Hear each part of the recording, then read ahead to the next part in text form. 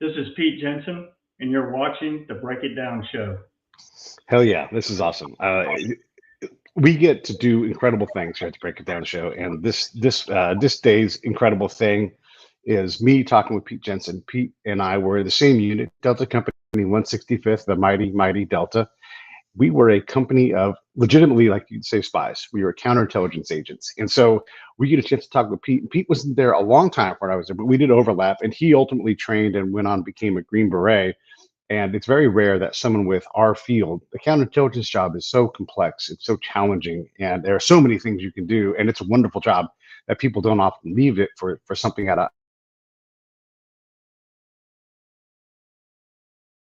grade. And when you get there with these skills, it's not common to have these two things mixed together. So Pete has gone on to a fantastic career. We can only talk about certain aspects of it. So we're really going to talk about more about the job as opposed to what he's done, because I don't want to put him in a spot where he has to talk about anything he's not going to talk about. So I guess, Pete, I'll start with this question with you. When you became a counterintelligence agent, straight in, or did you transfer over from something else? Really lucky. My career has been, I would say, circular. And when I first came in, no, it wasn't with counterintelligence. I was a signals intelligence voice interceptor, and I went to the Defense Language Institute for German and then later for Arabic.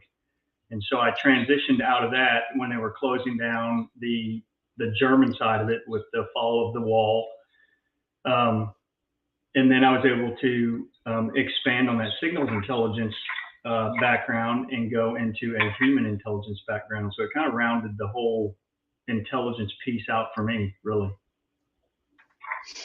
Yeah, that's incredible. So you transfer from one intel discipline to another, and then how long was it before you're like, you know what, I still got to go and do something else?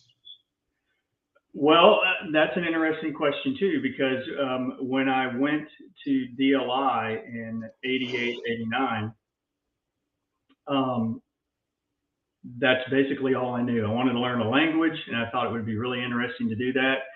And I met a few, I would say, very influential people in my life um, who had been in special operations. And in particular, this one gentleman I met, he was an E4 specialist, and he transferred over from infantry. And he asked me one day, "Would you like to go and do a ruck march?" And I thought, why on earth would I want to do that? He goes, "Hey, man, it'll be really fun." So we put boots on, put backpacks on, and we ran from the Monterey Bay Peninsula around on the beach, um, the Monterey Bay, and then we turned around, we came back, ran up the hill. And I don't know what sadistic uh, thing got in my mind, but we just kept doing it. And then we Mm. met another individual who had wrote a book, um, and he was connected with special operations in a very deep sense, long history. And he introduced us to a course that we could run just south of Carmel, California. Okay, so I really got the bug, and this guy was connected with special forces, and I thought, you know what, that's what I want to do.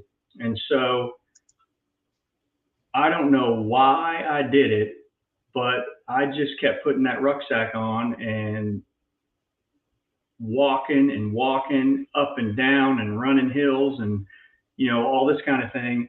And I decided that I wanted to be a special forces medic, and that was early on at the Defense Language Institute in 88, 89, 90. Well, because I was under bonus and I was in a critical MOS, a critical job, the military intelligence branch was not going to release me. And I didn't like that. And sometimes things that you don't like actually are the best for you. And so what that led me into was the counterintelligence field. I kept training. I went to Germany. I was the weird guy that had the rucksack on all the time and just All the going time. everywhere. And you probably remember, I I would, do. yeah. So I had the bug, and I got to tell you, I really loved doing counter intel work. It was really stimulating intellectually.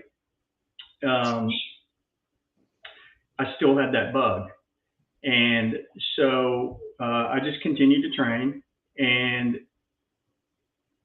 I got an opportunity in '95 to go to assessment and selection, and I passed. I just imagine that I passed it, and so then it was another career change, and off to the Q course, off to 10th Special Forces Group, and it's really interesting the skills and the experience that I was gaining in signals intelligence and then in counterintelligence, human intelligence, all culminated together in the Special Forces journey. It's really quite incredible for me, but I really feel fortunate and lucky that the events that transpired happened in that order. So I mean, that's kind of the long and the short of it. No, it's a great thing. So I want to go back a little bit in time. You were the guy who was wearing the backpack, which always begat the question, why is that guy wearing a backpack? And then someone say, oh, he's training for selection. And so I was like, oh, cool. And then before I could, because we didn't work in the same, we were often in the same building, but we didn't work in the same little mini post. So I never really got a chance to get to know or chat with you very much. And if our paths had overlapped by maybe 6 more months, I probably would have followed your lead because I really felt trapped at the 165th. I was stuck at headquarters.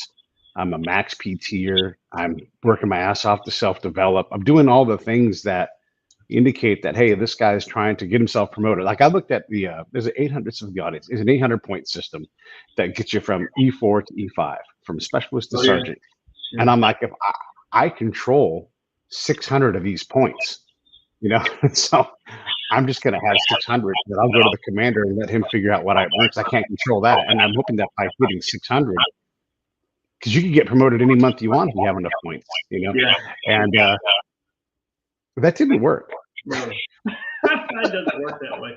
The ultimate number of points, as you well know, is controlled by folks other than the individual. And it, I mean, from an HR standpoint, the Army and I imagine the other services can very finely tune how many soldiers and airmen and seamen advance through different levels of leadership. And they do it with that point system. So, yeah. Yeah. Well, the other thing that I feel like happened was as I was self-developing, like I started the team football team, the unit football team, the unit softball team. I'm doing correspondence courses. I've won every soldier of the whatever board I sat in front of. And so I just self-developed. I think that a lot of, look, and I got bounced around, Pete. I think I had 8 NCOs while I was in the 165th. So everybody got excellent leadership blocks, right? Credit, like, hey, that guy's a great NCO, or that lady's a great NCO because look at what this guy's doing. But they didn't never promote me, Like, I think that my desire was so outside of what was normal for counterintelligence agents, and where I was, I really couldn't even do a whole lot of counterintelligence work, right? And so I'm scraping ovens and stoves and moving camo nets around when I should be doing something. Yeah, we were doing a lot of that. That's for sure. And I mean, yeah, I mean, I was in a field station. I wasn't at headquarters, so I was able to do a lot more than I felt like I would be able to do when I was at headquarters. But even so, the real tactical counterintelligence and human didn't open up until we went to Bosnia. And when we went to Bosnia, then it was wide open. It sure was. And that was really one of those things where I had to go through this fight and do all this development because I still needed to actually develop.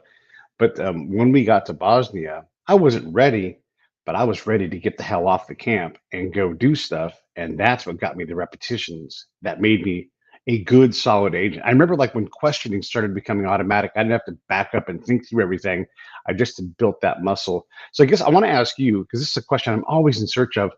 When do you think an agent becomes, we're talking field human now, when does someone become like a black belt at that? Like when you're like, this guy doesn't need anything else from me. I need to start learning from him because his approach is different than mine. And that's true for all of us. Uh, Everybody seems to, when I ask them, and their agents, they don't have a whole lot of experience. They tend to say, about 36 months. And I'm like, how many times have you been deployed? 3 times. And I'm like, okay, so, you've been deployed a good amount, but how much you've been in the field? Of those 36, I was in the field for 10. And you don't get good in 10 months. There's no way. No, there isn't. I think it applies principally across all sectors. And I think the answer to that for me is when you can think one step ahead or 2 steps ahead, you are at a junior level. But when you can think 3 and 4 steps ahead, Yeah. counterintuitively, that's when you become a black belt in any discipline. In almost any discipline, it seems to hold for me across all domains. Our job is just smashed full of ego, and so we all think we're better than we are. None of us want to be coached into whatever it is that we need to get to, and so how do we develop people reliably? You're an NCO, you sit in front of a guy and you're trying to shape how they approach this stuff. How hard is that? Oh boy, I lost you for a little bit there. Okay. I was saying, as an NCO, when you're trying to develop that third and fourth level, right, to bring someone to mastery, how do you do that? Because our job is full of a lot of ego, and it's hard to think, hey, I need to improve here or here. We all think we're there before we're there. That's a tough one, and I think because it's tough because when I was in E6 and I had 4 people under me when we were in Bosnia, I was not an expert. I just wasn't. Right. When I look back, I knew a number of things, but I didn't know it enough to really be good. And I don't think that you have enough time on target really to mentor the next level below you. It seems to me there are a few outliers that are just unbelievably good from the get-go. I don't think I was that person. I lament that in a number of ways because I think that I would have liked to have mentored and given those soldiers directly under me a lot more experiential guidance. Yeah. And I just didn't have it. I just didn't have it. But now I'm 56, and I think I have it. I think that I can distill a number of concepts down to some really short lessons. That time is gone to mentor in that capacity. And so, you just have a large body of pool or a large body of folks that, they're trying to learn together, and one's in charge of the next. And we just don't have enough experience. And that's the tough thing. I mean, we really put the military, and the folks that are in the military are just an incredible lot of people because they're all trying to figure stuff out, and they're just young. You don't have the life experience. I don't know. Those are really tough questions. I have the answers now, but I certainly didn't have them then. I didn't either. I knew how to do the job better than anybody who was around me, right? Because I'd done it more than anybody else. And even if they outranked me by a lot, I had just done it more. So there's a couple of things that go into this, and then I want you to kind of talk about that. So not all of us should be in the field talking to people. Some of us are great at analysis. Some are great at thinking of theoretical questions and like, hey, can you answer these? Those guys are terrible in the field. And you see it and you're like, oh, geez. And because we're all kind of training each other and you see somebody's bad, you're like, oh my gosh. I had a guy when I taught at CIPSO for a while, right? And this is crazy. The Army sent the person who, under the new regulation, had run as many sources as anybody else, which is not many of us, basically just a handful at most, legitimate recruited sources. They happened to send me to the CIPSO course. And I got there only because Nancy Richards, who was in our unit with us, she was there. She's like, I know her well. Yeah. Yeah. And so she's like, Pete, I was at an E4, I was the Battalion 2 for the 309s. And this is like a brigade-sized battalion, so I'm like, I don't know what I'm doing as the two, and it wasn't too hard of a job because it was pretty much a program, just had to manage it. But I went and taught at the CIFSO course, and I would have these guys come through, and they would be, Chief Whitlow came through, and a lot of them had experience, but a lot of them didn't. And so I'm trying to give them my direct experience. That never happens in the Army. It never ever happens. And so it's such an interesting thing. So not everybody needs to go. Not everybody gets advanced training. And then when you are in the field, you and I go to the field, we'll figure each other out, and we'll both be okay with the other one working. We probably will separate and go in different directions because we can cover ground by ourselves. But if I've got to troop up troops, I can't give them the reins because they're not prepared. They haven't earned the right to be on that patrol, right? They're not good enough to do that. And so then when you read the report, you're like, you missed this, you missed this, you missed this. I can see who had control of the interview from your report, And so, yeah, so it's all of these things. And I'm going to give it to you. I give you the mic and let you talk about that. Oh boy. Yeah, I mean, it goes back to experience. And, when we went to Bosnia, we deployed in 4-person teams, and I was the NCOIC of our 4-person team, and we had a warrant officer. So basically meant I was in charge of, a warrant officer and 2 enlisted, right? And this guy was brilliant. Technically, from a technical standpoint, he was brilliant. He was a TSCMer, so he's a technical countermeasures guy.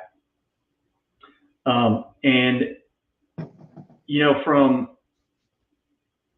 that aspect, he was brilliant. He needed me from the people standpoint. Mm. He just wasn't. That was his weakness, and admittedly, my weakness was probably the technical piece. Sure. If we were to compare each other.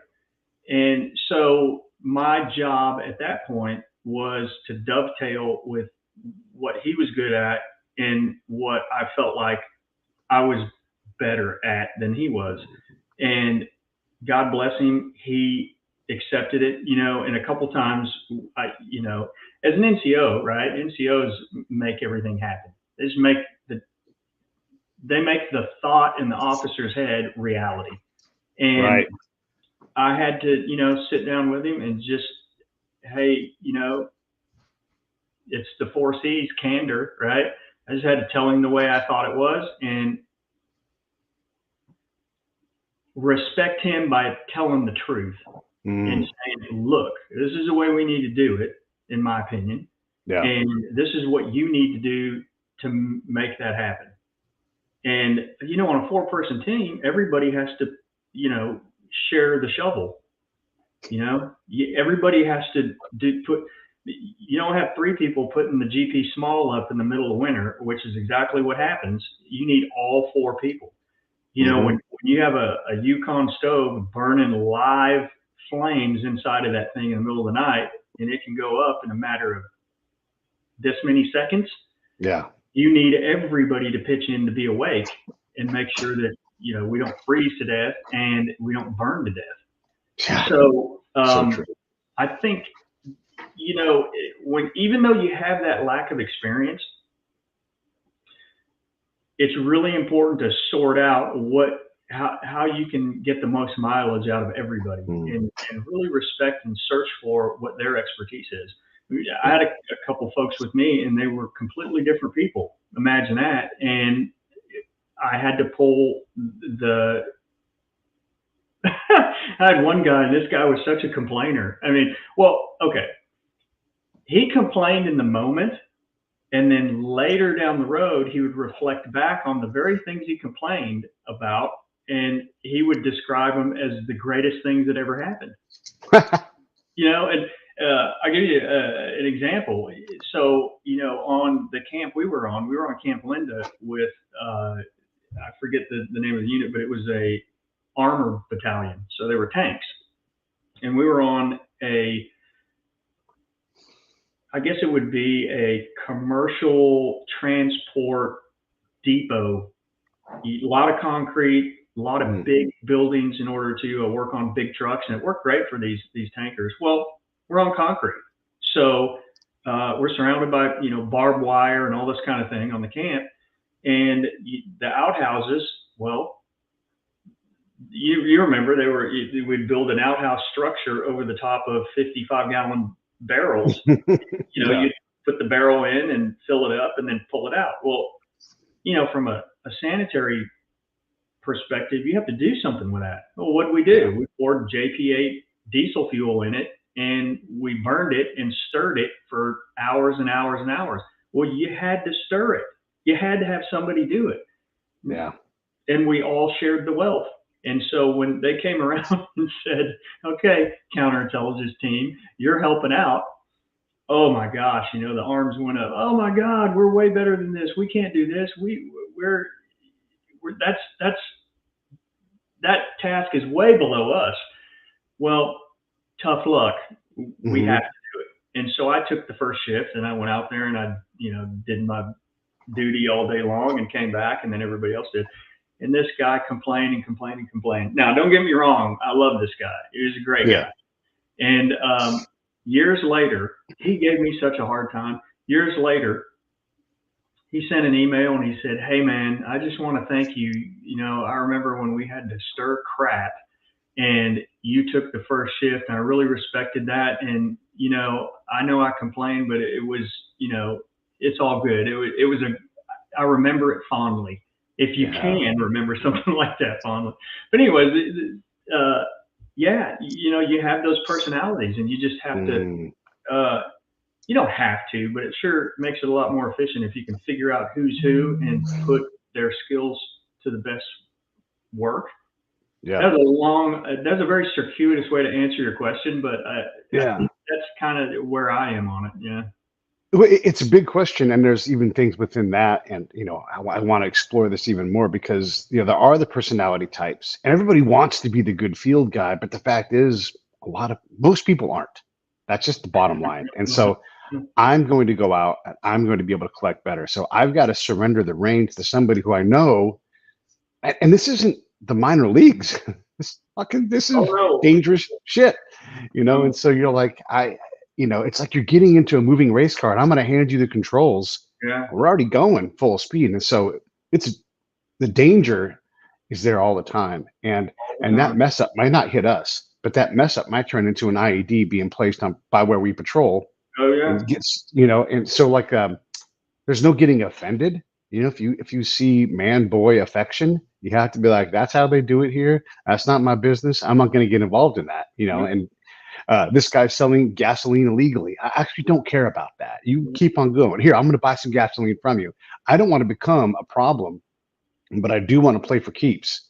And so there's that aspect of it. I want to get into that a little bit. And the other thing is the pace, the amount of work that a 4-person team has to put in to be relevant to a command. And I don't mean like they read your reports. I mean like you are changing how the commander runs their operation based upon your intel.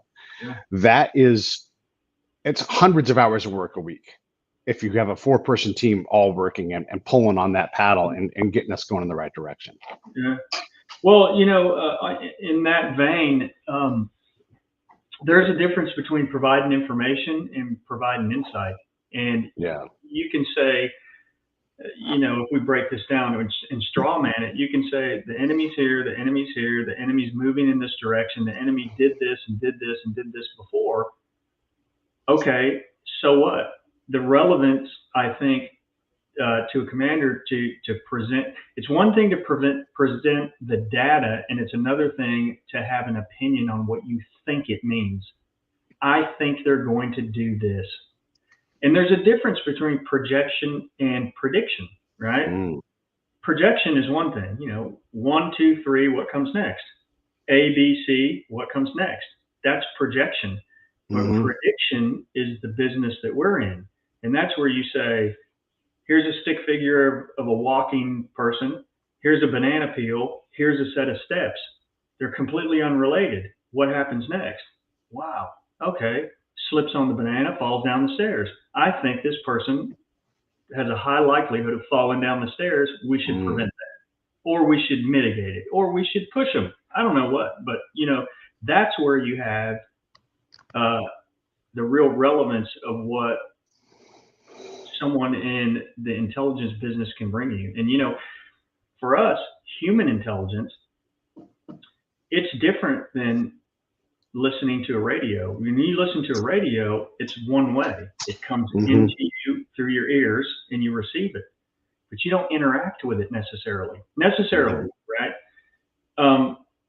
With human intelligence, it's a back and forth. It's a game.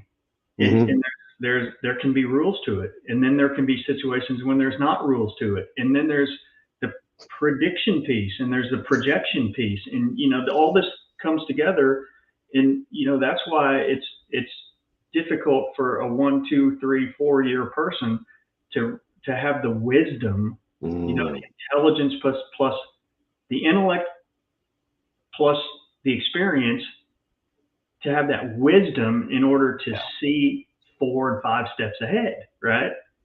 It just takes time to do that. Yeah. It's so great. It is a lot. So as you're talking about, I'm thinking about all of the things that you're not even able to say, and I know you know them, but I'm like, how do I get this to the audience? Like, for example, have I met the right people? Who else do I need to meet? Who's running who? Like, oh my God! Like that's my favorite question to ask your people. Like, who's running who in this situation? You know, because you got to talk to dastardly people if you're doing your job, and if you can't get to the dastardly people, then you've got to get good enough to get to those people. And there is a game being played, and there's things being exchanged. Even if you never meet this person, and there's always going to be more of the enemy than there is of us, right? And so you have to have this brain that gets all of this stuff in there, and you're making the best guess that you can. I love to ask like a captain, you know, from like a company level guy, hey, what's the quality of your intel picture in this region? And if they say anything more than like 60%, I don't take them seriously, because I know they don't know enough about. They don't look. You got all these shadowy figures on your link analysis chart. You don't even have a picture of this person. You don't know who their wife is. You don't know anything about these people, right? And so those are the things that I'm looking at. It's like this massive social network that I've got to figure out the most efficient way to get to the people that no one else can get to. And the other thing that I found enormously valuable was to go back to the place where we ran an operation, because some of that prediction piece is by looking back at performance. And so I would say, okay, we did an ag op here in this little hamlet here in Afghanistan. Okay, this is 2 weeks later. Let me find out what happened 2 weeks ago. And when there's nary a trace, the boss wants to know that, you know, and all of these things he's trying, because I know what the commander wants. Look, you can write all the IRs you want. I know what you want. I see your mission on the wall. It's the same mission as the last guy, and the same mission as the last guy before that. And so how do I help you see what hasn't been working, so you're not going to, by program, make the same mistakes as the guys behind you? Yeah, that's interesting. You know, maybe this is a question right back to you, or just, you know, to confirm or deny. And that is, you know, a lot of times I ran into a situation where it was every time. It was really important for me to know the history, and when every single time I've done a turnover, I'm very interested in knowing what that person's idea of the sequence of events and the players, and you know what their agendas are and that kind of thing. But I want to know that history to put it together. But I also want to know the history of the command element, what they traditionally looked for, how they had those questions answered. And you can get a lot from the mission statement and the commander's intent and the IRRs and this kind of thing. I think there's a lot of flavor that can be added on top of that gives those bulleted items shape. Yeah. If that makes sense. I mean, I know it makes sense to you. I don't. I you know, if I were to apply it to you know, business, you know, what are our strengths? What are our weaknesses? You know, what are the opportunities? You know, what's the other companies out there, our competitors? What are they doing? Yeah. You know, what's the history of the market? That kind of thing. And I think a lot of these things translate over. They're just terms. They do. Yeah. Different terms. You know, that that example. So when we went to Bosnia, first one's there, looking around like nobody's done this. It's all on us to get it started, right? And some places didn't even need to be there, right? So that's different. We're talking about we've been there for a long time, and we have systems where we can look into the SharePoint server and we can see every slide generated for the last 5 years, whatever, right? And if I have my own intel, my analyst guy, I'd say I need to know everybody they've engaged with over the last 5 years, every time they set up a drip irrigation system or whatever it is. And so here's what I would do. I didn't have my guy. I had to do it myself. And so I would go back and the unit would start saying, hey, we're going to start doing drip irrigation. And I would go, oh, great. I know exactly what to do. I already have intel on this. And so I would go back and I would grab the slide deck from the last 4 units. And I would say, okay, and I'd go to the major and I would say, hey, man, here are the last slides from the last 4 units as they tried drip irrigation. Now I'm going to do whatever you guys want to do, but I sense a problem, because they're not briefing on the quality of the last projects, and so this allows the commander to say, hold on a second, what do you mean this is, and they know that it's happened 4 years before, but now it's in front of their face. Like, should we go survey these sites? Hint, hint, hint, Yeah. and then this, relevance to the commander is also access to the commander and their thoughts, and then access to their patrols, because I need to be protected on the camp and then get off the camp. And so I need freedom of motion. And if the commander doesn't believe in you, if you're not giving them things to worry about that are real things that they can put their resources into, then you're not as relevant as you can be. And so that's how I think about it. Like, let's go and look at these things and let's get them right, because the history says this. And here's my big story. So the unit before Iraq, the Iraq general who owned. Oh.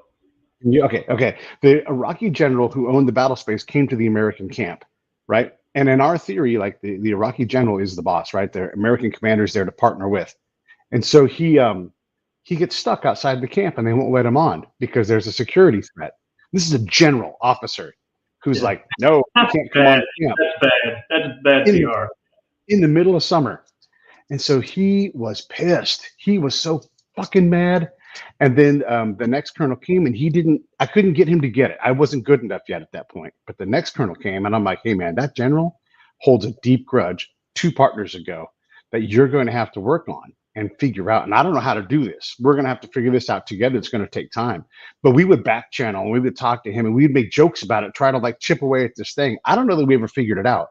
But that threat, that danger, that weakness was there, and only if a commander was even capable of recognizing. And I'm not talking down about commanders; they had a lot of shit to figure out. Oh yeah. But this was a historical thing. It was a wound that we had that inhibited our ability to work as efficiently. And that's one of the things I try to do. Like, this exists. We have to deal with this, or by design, don't. But understand, this is not going to go away. That's right. And those examples, there's so many of them, but you on a number of things. One, getting access to the commander, and that is, I think, a supremely important thing, at least to me, is I want to interact and understand what the decision makers are interested in. Mm-hmm. And then I think it's also my job to bring those intangibles, those things you can't touch and feel, like in this case, the generals, the local generals' feelings on something. That is huge. It's huge. It is an invisible wall that you can't get around. And if you have the key to that, a door that can get through that wall, I mean, everything opens up. And that's the role that CI and other folks can play in the intelligence community for the commander, is those intangibles that you just can't see by detecting where a unit is and detecting what direction they're going, and getting a salute report on the size, activity, location, unit, time, and equipment of something you see in the field. They're hugely important, because at the end of the day, it's human minds that are either the problem or the solution. It's not the equipment. The equipment knows nothing, left or right. And that's a huge thing, and when you're interacting with that person on the ground, what's the public face and what's the private face? What's the Mm, agenda? Actions can be pantomimed, or they can be a result of, unwittingly or unknowingly telegraphing to you what the real intent is. So you have to sort it out. mm, And that's the beautiful game of human intelligence, is trying, what is this that I see? What is this that I hear? And it's the 738-55 rule. 7% mm, of the communications are the words, 38% of the communication is the inflection, the tone, and the mode of expression, and then 55% is body language. mm, 55%. I need to see these people. I need to get in mhm. front of. I need to get in front of the commander so that I can understand by looking, and there's. I'm probably going to butcher this a little bit, but there's in some people's, ancient, maybe modern, where when you meet and you look at each other and you say, "I see you, and I'm here to be seen," and it's way deeper than just your Mm. eyeballs. We're talking about seeing the whole person inside and out. And that's what I'm after, because 55% of the communication is body language, man. Oh, You know, it's yeah, crazy. It's so important. And that goes, with negotiation. yeah, Um, Great book on that is, I think Chris Voss is, Never Split the Difference. Great yeah. book. Black Swan um, organization. Yeah, great book. But yeah, I mean, so what I did then in counterintelligence, what I did in subsequent years, and what I do now as an independent contractor centers around those concepts. Yeah. That's it. It centers around those concepts. Yeah, 100%. It's I mean, you and I are having a conversation between us that nobody else can even comprehend, and we're not back channeling. Like we both get way more than what's being said, and it's a There's a lot that's not being said. Yeah, for sure. yeah, it's a representation of your and my combined mastery over this topic because we can talk. Well, you and I both know there's 10 different directions we can go right now, and the directions are spherical, so it cones out and Hmm. then goes into this big ball of knowledge. I would say all of that communication stuff is important, and I'm a big believer of this. Is emotion is way more important than so. I always say affect beats effect. If I can find the emotion that you're trying to create. Hmm. Belief in the government or a reduction of hate towards us, whatever it's going to be. The commander wants to know that, right? And so you can Sure. send out all the leaflets you want. Leaflet, leaflet, leaflet, leaflet. Here's a Christmas tree. All these things. That doesn't mean shit if no one's like, hey, man, the Americans are all right. Those guys are helping us get our Yeah. own country back, right? Yeah. Mhm. And so that emotion, so that's thing, like that's that next level. Like, how do you, when you see a guy vibing and you notice, shut the fuck up and let him talk, and you're just nudging the conversation, if at all, and they're just pouring their heart out, and they're like, I got to introduce you to everybody. I'm just in shut up mode and just receive and listen. And but they don't teach us that stuff. It's hard to teach. You have to be so comfortable with the worst way to get information. You might know this is I always say like, don't ever say, "Where's the bombs? Where are the bombs?" Like that's the perfect way to never find that out, right? You have to never ask that question. So I would never ask a threat-based question because the second you do that, you show your hand. I don't care what the commander wants. I know how to get what the commander needs. And so I let it all come at me. And I, instead of being the force and going forward, I am something different. And I don't know what I'm going to be each day. I don't know if I'm talking to a farmer. I don't know if I'm talking to an army major, but I Yeah. do know that I'm trying to get us to be less shitty at our job so that when we impact folks on the ground, we are more apt to get the result that we want. Well, I agree with you, and I think, boy, you're sparking so many different ways to go with this. I think that fundamentally you have to care. Number one, you have to care, Yeah. and it's rapport building. Yeah. It's simply rapport building, but rapport building isn't simple. It there's so many facets to it, and and then there's techniques out there that are ancient and well described, in Sun Tzu, Maurice's Strategicon, the 33 stratagems, on and on. And, one of these concepts is, to understand or to reveal what is behind somebody's public face. Just as an example, there's a technique that can be described as beating the brush to find where the snakes are, or stirring the waters to catch fish. And it simply means that you say something inflammatory and stir them up and let emotion drive their answer. And now you probably know the true nature of where they are and who they are. And you read that communication, the 73855, you read all three categories, process it, and see and determine if what you're hearing is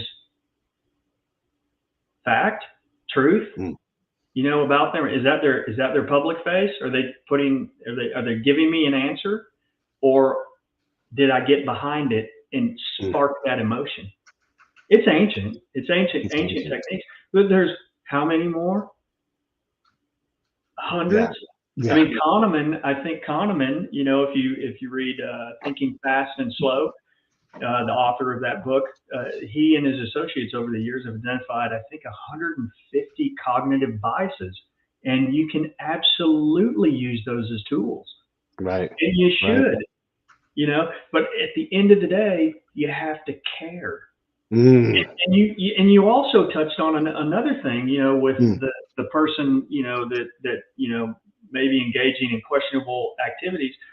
Well, here's the thing, right?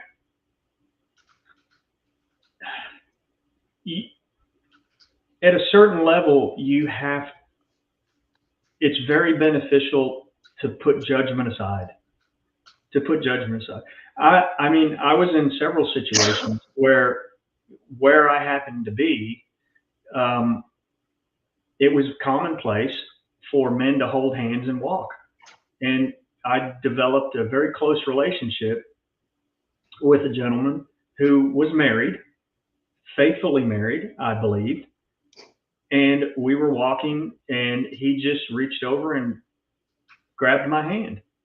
Yeah. And if I had let ego take over and judgment take over, I might have retracted, and the rapport's blown. It's, you know what I mean? It's like, what would he have thought? Oh, I've overstepped my bounds. This guy doesn't like me anymore. The relationship is in jeopardy. I just held his hand, and we walked and talked, and that was the end of it. And so the rapport continued, and it grew, and we were able to enjoy, from the U.S. side, we were able to enjoy an unbelievable relationship that was very fruitful. All because I didn't pull my hand back, you know? And like, in the big scheme of things, what's the adult thing to do? Scold him and pull your hand back? Or is that just something that we believe in America? And, and it goes to another thing, what are our beliefs? We have so many beliefs that we don't even realize we believe them. We believe that when we get out of our bed in the morning and we go to hop off our bed, what do we believe without thinking? We believe that the floor is going to stop us from falling into the abyss, right? Yeah. We don't think about it, but we believe it, right? Right. So I think that, the belief is intertwined in that as well. And, to seek mastership of anything, you really gotta love it. And this stuff, I mean, it's fascinating. Yeah. It's just fascinating to me. Human nature and interaction and neuro-linguistic programming and what motivates people and rapport building. And, here's the one thing I learned in Special Forces, right? So I feel like, I'm kind of sliding over, if I may, but please. I feel like a number of folks are scared of this special forces, gun thing, right? Uh, and special forces in the Army is set up regionally around the world. I was in 10th Special Forces, and their region is Europe. And you go to language school and you learn the culture. If you don't, if you're not the kind of person that loves culture, I don't know if there's a place for you in Special Forces. It's all about culture. It's all Hmm. about rapport building. It's all about having a love for the people that ultimately, in the charter of special forces to go behind enemy lines and work with indigenous people. If you have problems with that, I don't know how you can be successful. I don't know if there's even a place for you. It's about language and culture. And that's what I loved about that, organization and that experience is that Hmm. they enveloped it in the very place that you think would fight it, maybe, right? Yeah. So interesting sidebar there. Yeah. No, but it's a key thing because you're talking about the hand holding thing. I've had my hand held, and it's not just allowing it, it's to be like, I am comfortable in your culture because they're extending a trust to you. You're exchanging trust in this moment. And I look at like, what are the KPIs for a collector, right? Like you're a junior collector, like, can you get someone to walk in the door? Great. Yeah, that's good. But you're doing the basic things. And then you get to the higher level things that are harder to achieve. So I knew that if I was new to an area, I knew were the things that I needed to have happen before I was really done setting up my network and my program. One was, are my words being spoken in the staff meetings, which means I've got to spend time in the staff meetings. And if my reports aren't coming through and they aren't saying my sentences, I got to get to work. I got to get my reading list built up. I've got to have lunch with more people. I've got to get better information. Um, if the sheikh is grabbing my hand and walking with me through town, man, that is a trust. That's trust. That's And a I'm like, okay, win. we That's a have this level. big Can we ratchet the trust level up? Will he invite me to his house and vouchsafe my travel with his own people? Hey, Pete, I want you to come to my compound. No army guys, just you. And then I got to decide, like, oh, do I trust that? Right? That's a different thing. yeah. But I'm That's a looking big for these thing, right? things. Yeah. The other thing is on the camp, like not only are they saying my words, are they coming to me for counsel? Hey, Pete, will you come to my office? I want to talk to you about some stuff. Oh And yeah. so now I'm more than a report. I'm influencing how this unit does these things. Or when the boss is like, hey, will you go talk to Sergeant Jensen?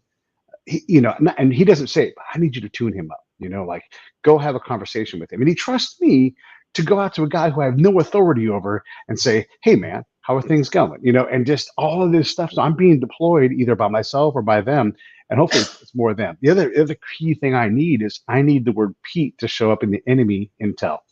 So when we intercept something, like someone will come breathless to me. Oh my God, Pete, Pete. And by the way, they're always calling me Pete. They don't call me Mr. Turnout kind of thing, right? I've got to become familiar.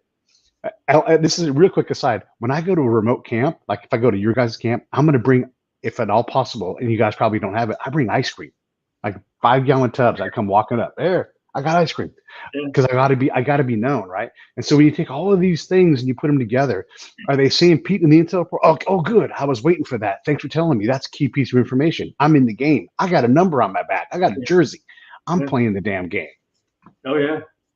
No, 100%. And for each one of the things that you mentioned, there's a limit, right? So, Yeah. on the hand holding thing as an example, that's something that I'm okay with, and at the same time, I have my morals and my ethics and my standards and my limits. Sure.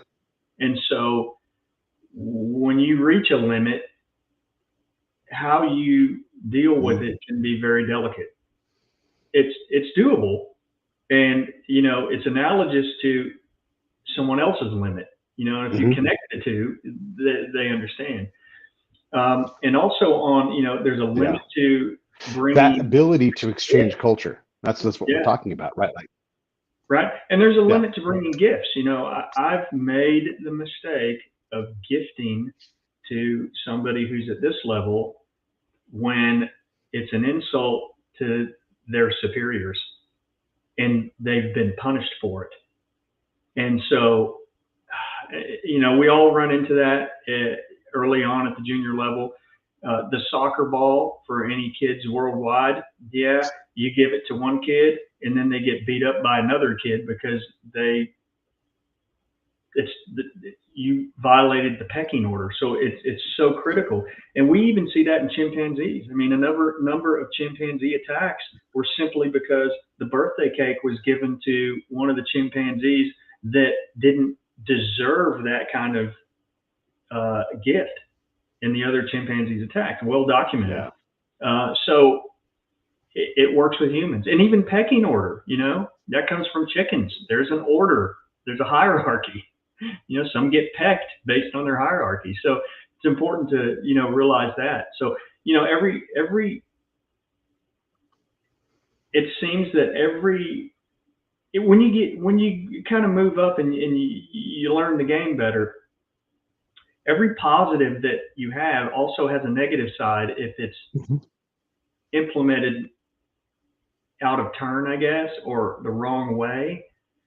So, and you learn that stuff, and you learn culture. Just, for instance, in one cultural thing that I thought was very interesting, Somalia, as an aside, is that, when you call a person this way.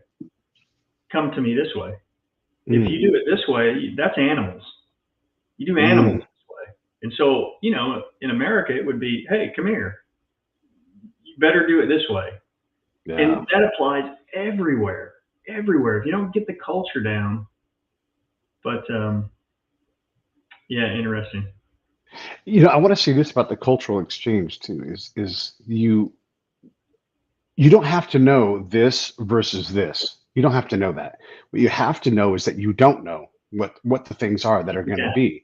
That's right. And so you've got to say, I've got to go, hey, Pete, how do you guys, when you see me do something, I want you to tell me, because I want to understand how you guys do things. Like, so what this means is that when you sit in a room and you're like, I have no fucking idea what is going on right now. Yeah. This is all foreign to me.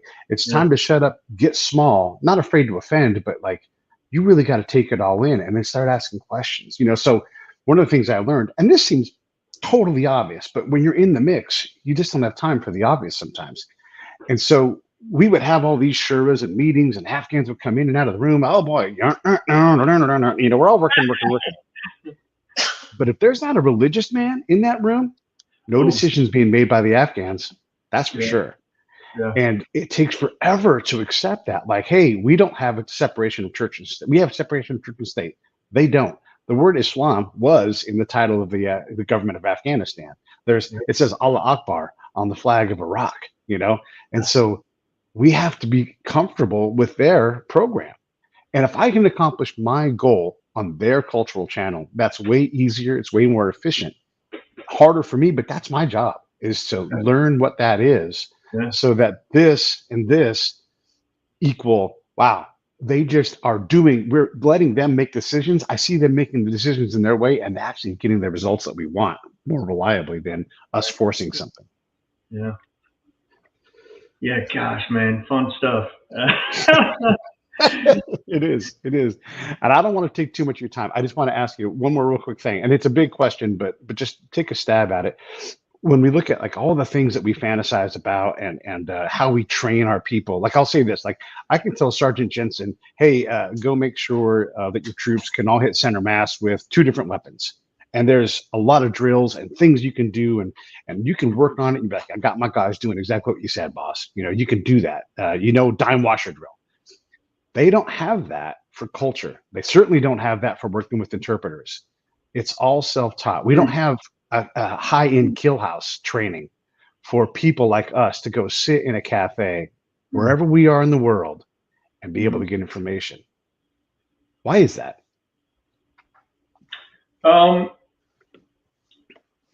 There are some nooks and crannies out there where that is addressed. And I think that probably the reason why they're nooks and crannies is because a smaller percent of the population Uh, Now, this isn't an indictment of Sure. the population in general, but I think that it's just not necessarily emphasized. We emphasize tangibles uh, more so than intangibles, and we emphasize. I think in America we emphasize tolerance. Um, and the term inclusion. And then don't get me wrong, every we should include that. I mean, we should include everyone. I don't think that we put the emphasis on how to do it. Mm-hmm. We tell people to do it. It's like we're all told to concentrate. All you need to do is just concentrate on this, and then you'll understand it.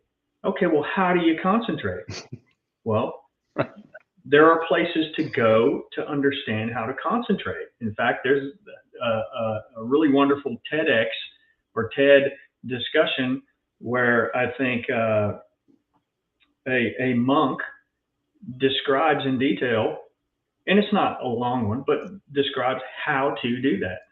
There are places that teach us how to do exactly what you're talking about. They're just not as popular as we think they should be. We simply say include everybody, or tolerate everybody, or accept everybody. And those are great slogans, but where's the meat and potato behind it? Just like you're saying, where is the meat and potato behind it? And what a large part of what I do professionally is delving into those specifics. And for me, a large part of what I do is hiring and recruiting and hiring for specific roles, both on the civilian side and in the military side. And you can get there. You can teach it. It's teachable. I don't feel like there's that much interest as you and I would like it to have. Yeah. I would love it for it to be, universal, but I think people are just so busy doing other stuff that they don't get into that. And our culture right now is a drunk monkey culture. When we look at, like, for instance, when we look at a how-to show, how to woodwork, they switch. They'll have 4 different stories going on at the same time, and you get 5 seconds of this, switch over to what these people are thinking, then switch back over here. If you look at the way that social media is set up, I mean, we have social media where it's take a picture of yourself and that's it. Blink, right? It's just these snapshots. The ability to put your attention and your mind on something for more than 15 seconds is a really tough thing to do. Try it. I challenge anybody who's watching this, try it. And then think about what it would be to do for a minute. And, one of the modern, and I'm going to butcher this too, I'm getting little snapshots, but one of the most patented, a gentleman has the most patents in, modern, in the modern world. I think he said, the reason I'm able to do things like this is because I can put 15 minutes of concentration on a single subject. Yeah. I'm not that guy. I'm the 45-second guy, and then I'm wandering. It is trainable, though. It is trainable. We chop our selves up mentally into such fine pieces, we can't sit down and concentrate on one thing. And to sit down and have a conversation and really hear what you're saying, listening to what Pete Turner is saying, and instead of thinking up a response or a backup to the last thing I said, right? Just turn it off and listen. Yeah. it's an unbelievable skill, and it is very satisfying. It's satisfying to me to have a conversation that goes back and forth. I love it. Yeah, I love that too. I love I was going to say the ability to sit and hear an entire conversation and just absorb all of it, and not even need to take notes because you're so focused. And I don't mean like I'm focused. I mean like a gentle focus where just the whole conversation is there, and you can just pick the specific parts that you want to ask about. And you're not worried about the commander. You're not worried about IRs. You're just trying to have a perfect conversation and then write about it. That to me is so much more powerful than question answer, question Yeah. answer, question answer. Yep. I agree. 100%. Yeah. I mean, if your mind is divided up, you're not getting that 55%. Right. Your eyeballs are on something else. You have to look at the person. I'm here. I see you, and I'm here to be seen. Yeah. So powerful. Yeah. Yeah. I should say this out loud too. When I was working, I realized like people say, build trust, build rapport. Like, well, how? What are the steps? Where's the training? Like where's the manual? Like step one. And don't give me a smart card. It's be like, I have now had the conversation for 15 minutes. I have asked about your brother and your sister, and now we have trust. Like don't do that. Like really do it. And so this guy named Robin Dreek, who was a counterintelligence agent in the FBI, he codified it. And I'm like, I'll be damned. He's doing like we independently discovered this thing. He wrote the book. He gets the credit for doing all that. But a lot of it is like just suspend your ego. Don't ask for anything. See what they need. Can you be of service to them? That's how you build trust with people. And then you ratchet up the level of danger and risk in our world. But yeah, there's a program, and you're welcome to take that and modify it in a different way. But if you know that program, now you can working from a doctrine that two different field dudes have said, yeah, that works. That's exactly what I try to do right there. Yeah. Yeah, 100%. Well, listen, I would love to go ahead. I was just gonna say, well, I could just go on with you forever. I know. But this is the thing that's magical about this is that we can do this. We can have another conversation. We can bring another agent. Maybe you and Robin and I will do a show and we'll talk about trust. And it's just, I think it's cool that we have this platform to explore all of this, all the challenges of doing this job that is a wonderful job, wonderfully hard, and what it takes to get great. So I appreciate you coming on the show, man, and it's so much fun. Do you have anything you want to say in closing? No. I'd like to leave it open ended, like there's a sequel, and just appreciate you reaching out to me, and we had some history, and it's awesome. And I look back fondly on those days, and yeah, man, we'll have to get together off camera and do a little bit of team talk. Yeah, I love it.